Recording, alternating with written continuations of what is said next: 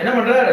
ஈத்யுக்தா சுரசம்புத்தோ தசயோஜனமாயதா தசயோஜன விஸ்தாரோ பபூவ ஹனுமான் ததா சகார சுரசாவக்ரம் சதயோஜனமாயதம் சம்சித்யாத்மனக்காயம் பபூவ அங்குஷ்ட பாத்ரகா.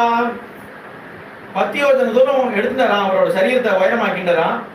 இந்த சுரதா என்ன பண்றா, அவளும் வாயா அவ்வளவு பெருசா திறந்தாலாம். இவர் என்ன பண்றார், 20 யோஜன தூரம் வாய அவர் பெருசாயிட்டார்.